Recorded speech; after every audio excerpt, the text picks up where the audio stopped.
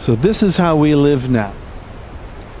There's the person right now in, let's say, Guatemala, and they have a large family. They are struggling to make ends meet. They struggle to have access to health care. And one thing that they have, some of us went to Guatemala, and we know this is the case, that they do have internet access, a lot of the younger folks at least. And so they go on the internet and they see the things that we have here, and they think about, this person is right now thinking about what it would be like to be in a country, maybe it's the US, maybe it's somewhere else, where they have more stuff, where they'd be able to work in the fields and get a decent wage for that. They could actually have their own home. And so they live with this sense of, I wish this could be part of my life. At the same time, there's a person, many people, who are working as laborers here in the US. And or maybe they have an entry-level position in construction, and they have a home, but it's not very great. There's needs repairs. They wish it was bigger.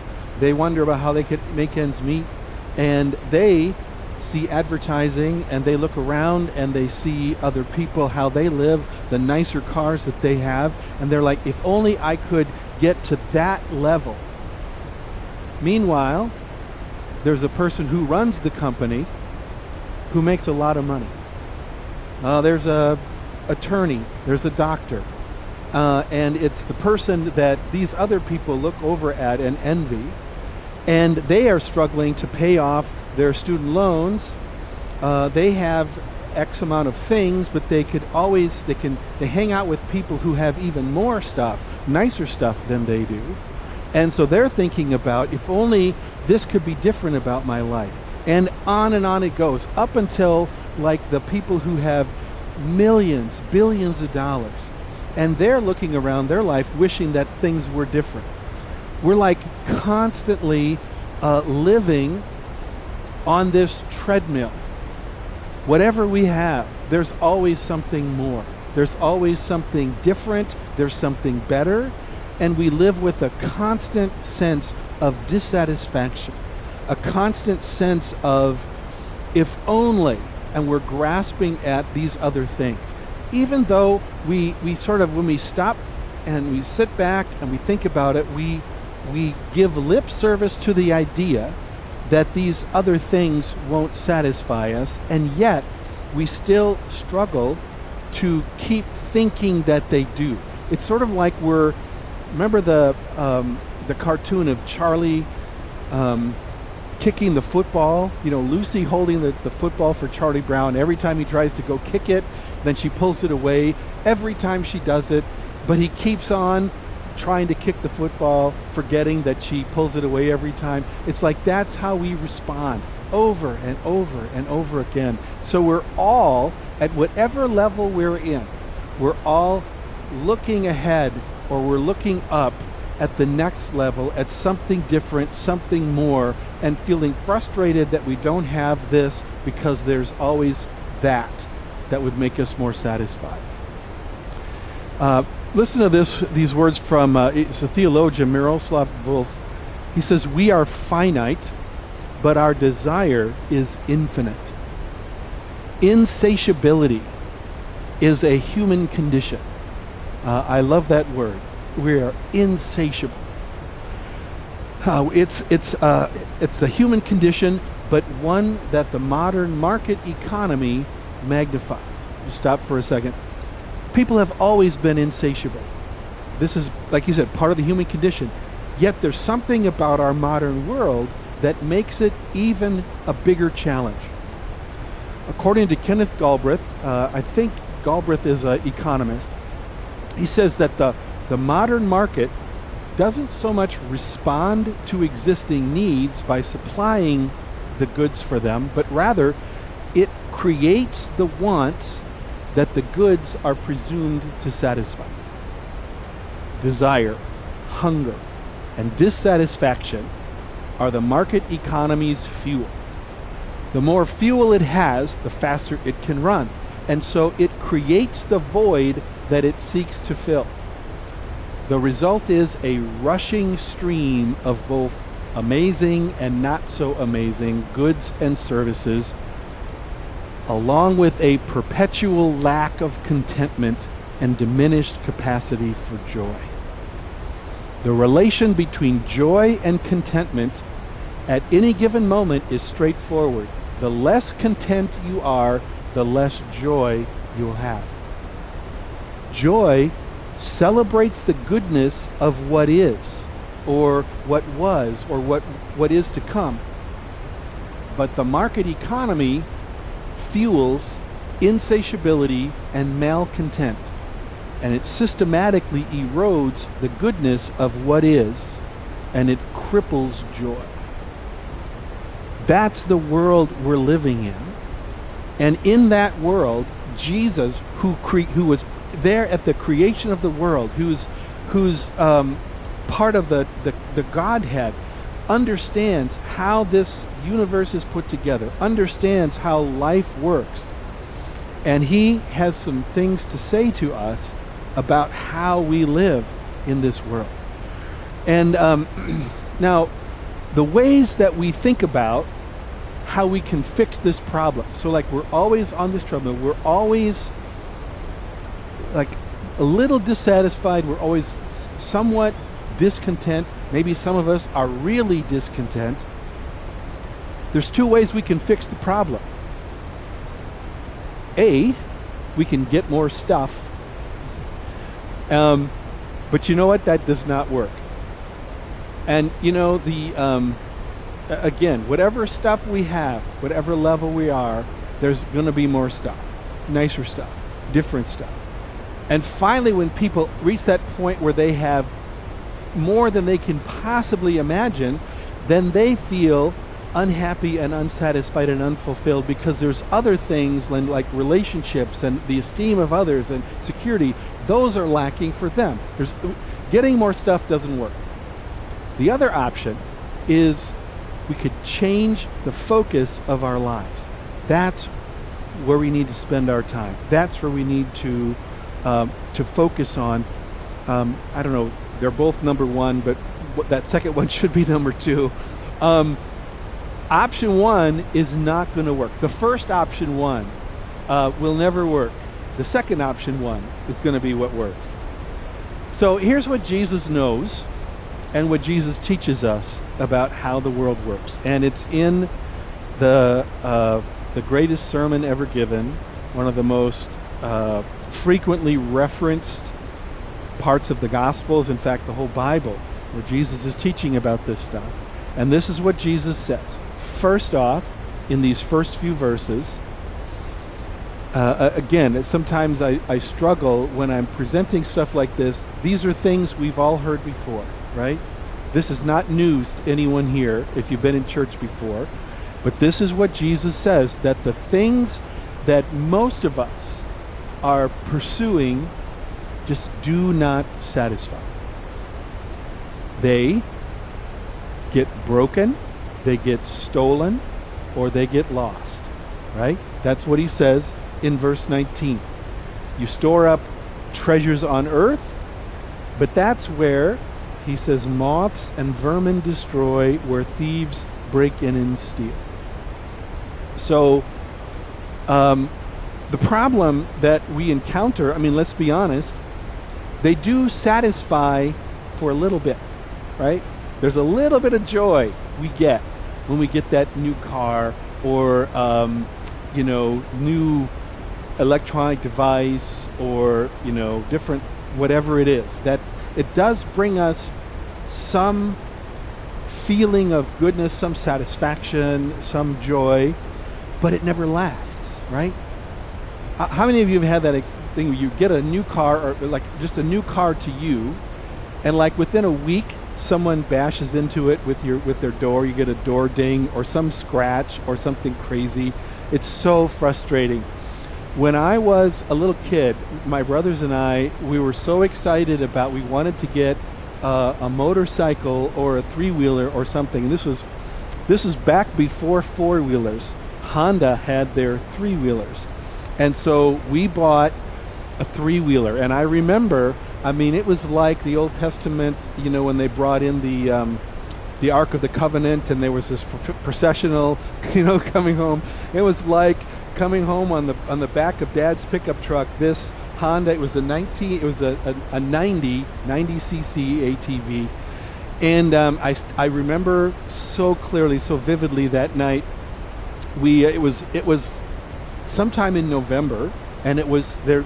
We'd had snow, and there were snow banks, and so my brothers each took a turn. I'm the youngest, so I had to get the last turn, but I drove it, and I went over a snowbank, and it tipped back onto me, and it bashed into my knee, and it was so old, it was like a steel or a metal gas tank, and so it had a big dent in it right next to the, you know, right on top of the gas tank of this three-wheeler. That was there the whole time. The whole time we had it, there was this big dent. Got it the first time I rode the thing. My brothers were not terribly happy with me that day. But that's just how it works, right? The stuff you get breaks down. Maybe it gets stolen, gets lost, gets broken. It wears off. The satisfaction, the pleasure, the joy we get does not satisfy. And then Jesus goes on to say in verse 20 that it's only what he calls treasures in heaven. He says, but rather store up for yourselves treasures in heaven, where moths and vermin do not destroy, where thieves do not break in and steal. It's only heavenly treasures that ultimately satisfy, that ultimately last. Which raises the question, what are heavenly treasures then? What does that mean? So I'm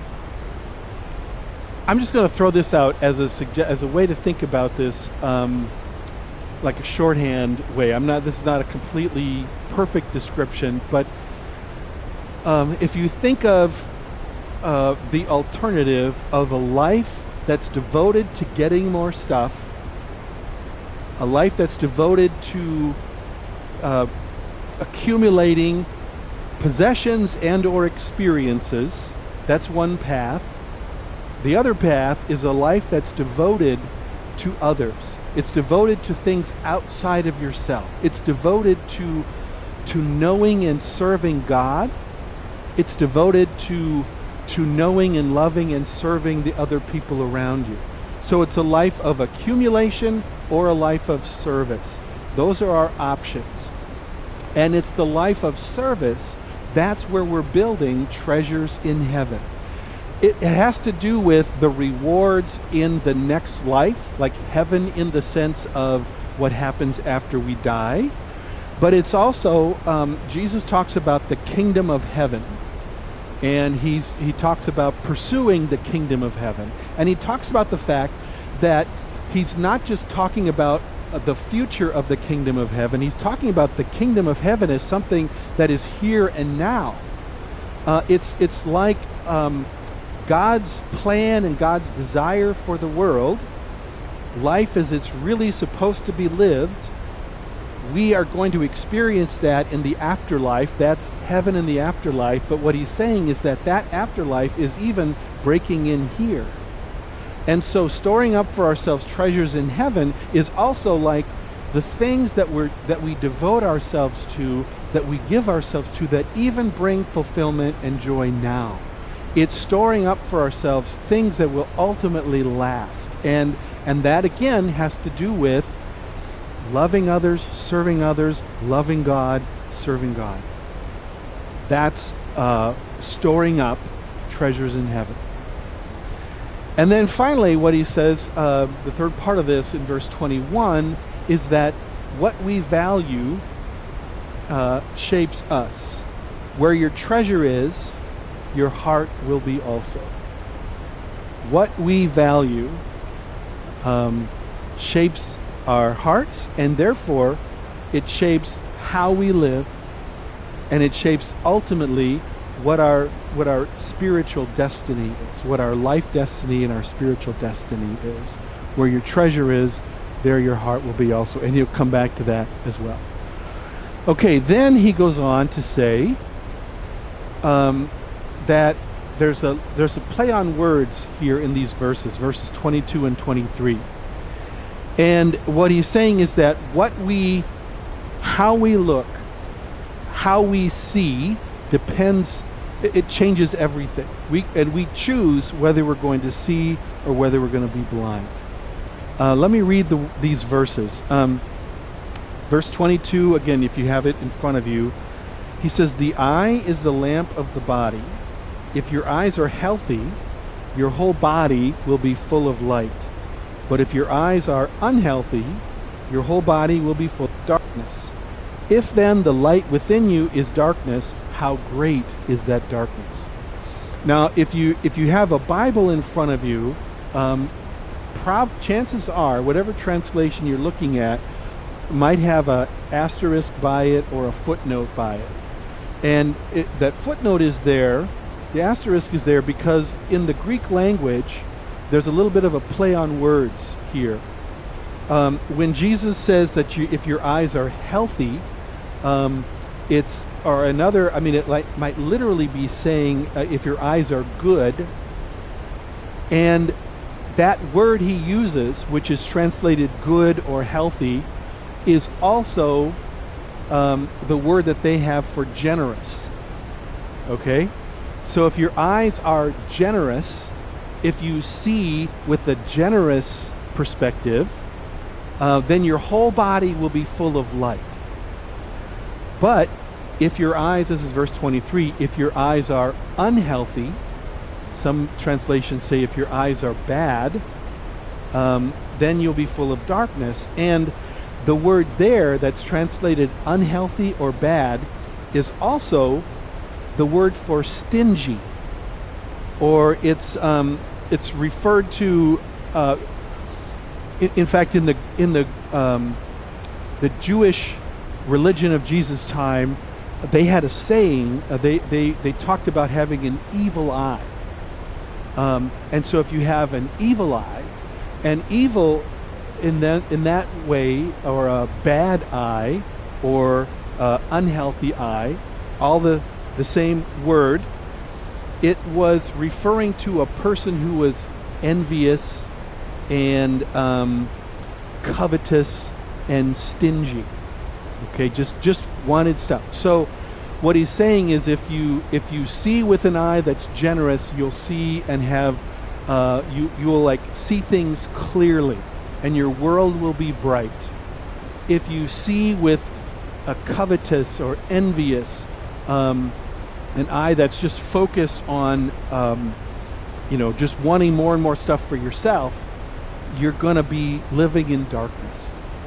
And again, I think we just see that, right? We see that all over the place. That people who are constantly wanting more for themselves and then even getting resentful towards other people for what they have, rather than celebrating the goodness that's in other people's lives, they get jealous and envious of it. I mean, that's a dark way to live.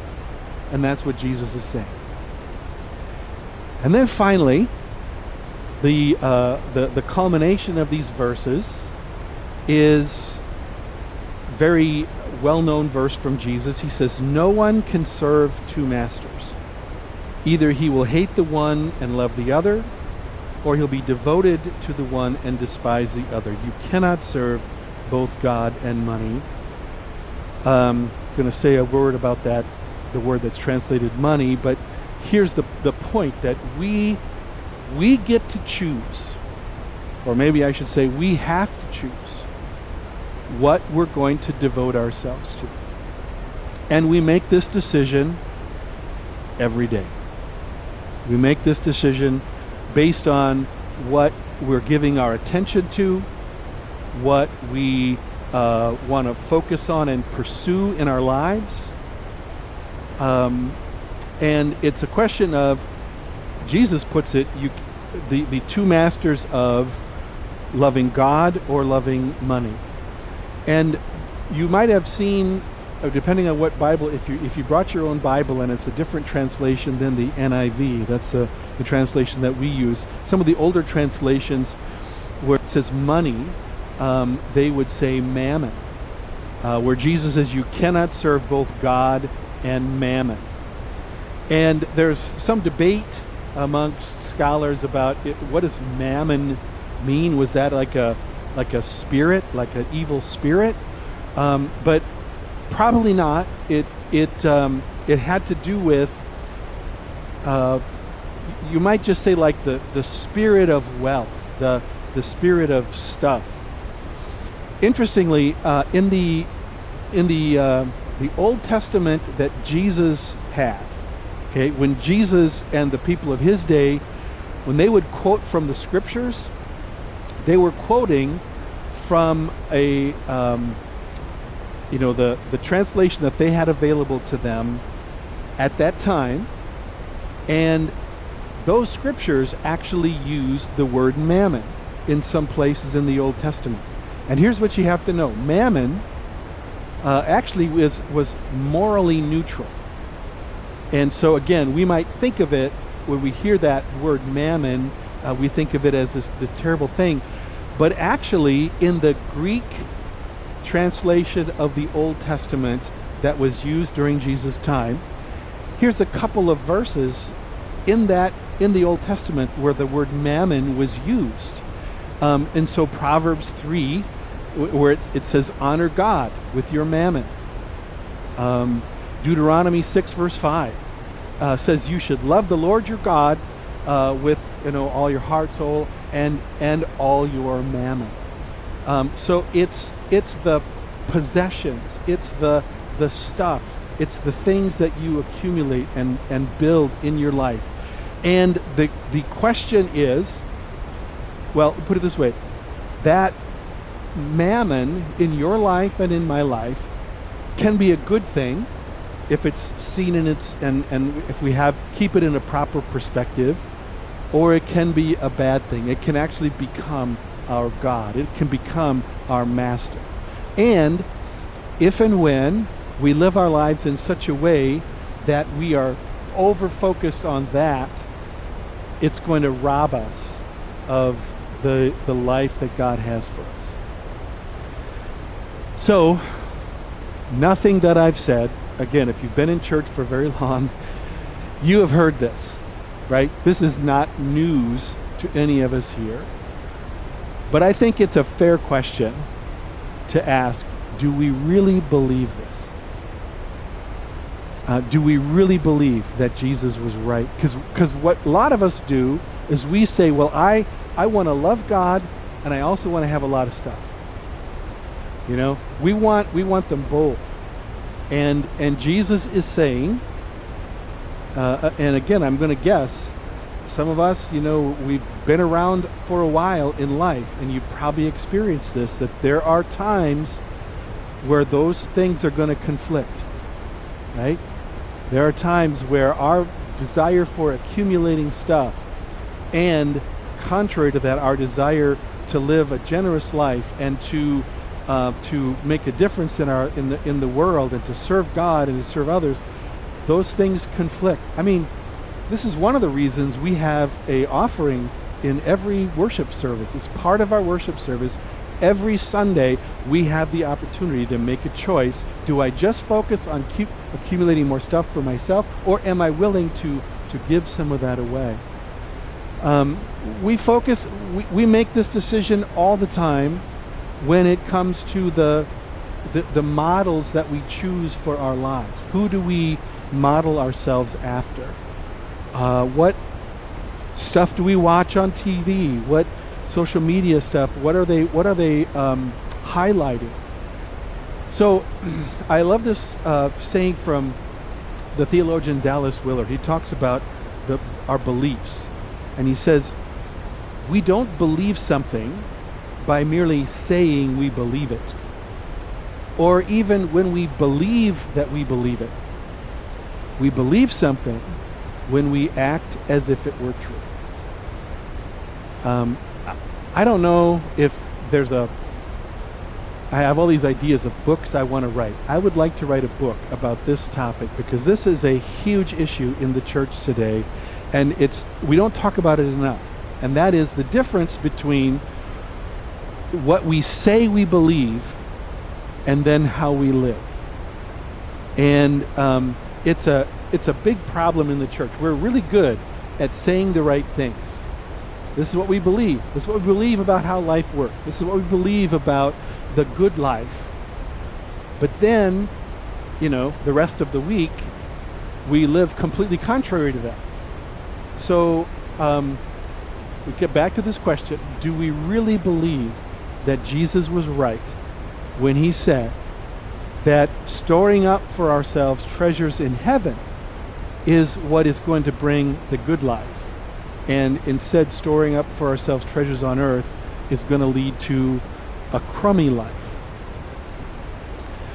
So this is part of a series, and in this series we are talking about being a sanctuary, and how all of us in these crazy, busy times, these stressful times, we need a sanctuary. And part of what we need is we need to be a part of a community where it's not every man for himself or every woman for herself. We need to be a part of a community where there's genuine love and genuine fellowship, where people are bonded together and we're serving, we're seeking to make a difference with our lives. And so this is part of the commitment then. This is the fifth part of this commitment. We've been talking in previous Sundays about the other four. But to be this kind of place of refuge, to be this kind of sanctuary for the community around us, we need to devote ourselves to service that's fueled by God's power.